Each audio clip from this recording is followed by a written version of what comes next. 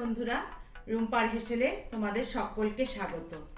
আজ আমি যে রেসিপিটা তোমাদের মধ্যে শেয়ার করব সেটা হচ্ছে রুই মাছ, সজনের ডাঁটা, আলু আর বড়ি দিয়ে একদম পাতলা করে ঝোল রান্না করে দেখাবো। আর এই সিজনে মানে শীত চলে যাওয়ার, গরম আসার এই সময়টা এইভাবে সজনের ডাঁটা দিয়ে রুই মাছের ঝোল যদি করে খাওয়া যায় খুবই ভালো লাগে এবং শরীরের পক্ষেও খুবই ভালো। তাহলে চলো এবার আমি রান্নাটা করে নিই। সবার প্রথমে আমি মাছে নুন হলুদ মাখিয়ে নেব। নুন দিয়ে দিলাম, এবার দেব হলুদ গুঁড়ো।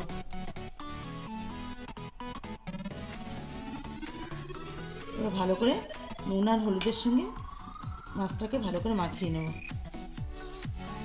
মাছে দেখো নুন হলুদ মাখানো হয়ে গেছে। আর এদিকে আমি গ্যাস ধরিয়ে কড়াইতে তেল দিয়ে তেলও গরম করে নিয়েছি। এবার আমি মাছগুলোকে প্রথমে ভেজে নেব।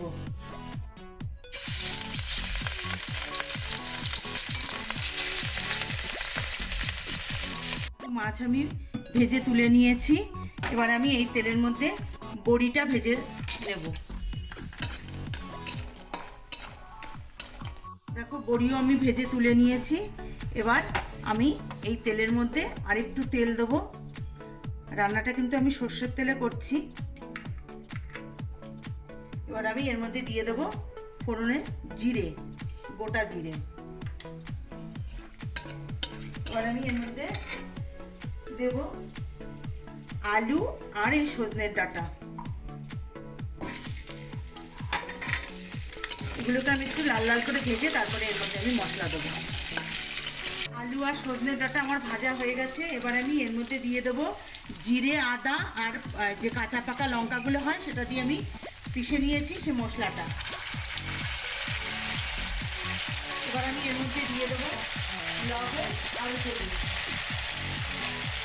স্বাদ অনুযায়ী লবণ, আর দেবো হলুদের গুঁড়ো।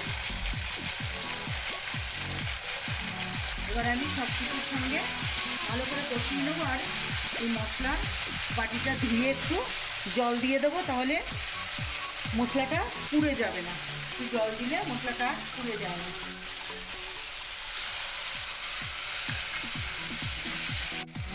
এবার আমি মশলার সঙ্গে এগুলোকে ভালো করে কষিয়ে নেবো। আর এর মধ্যে দিয়ে দেবো কেটে রাখা টমেটো।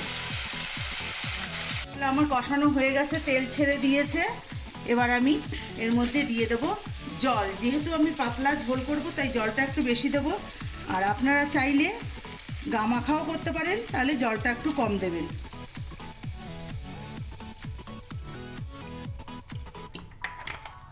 এবার আমি এর মধ্যে দিয়ে দেবো মাছ আর বড়ি।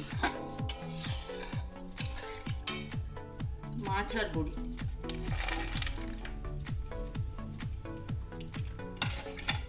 এবার আমি এটা 10 মিনিটের মতন ঢেকে ফুটিয়ে নেব।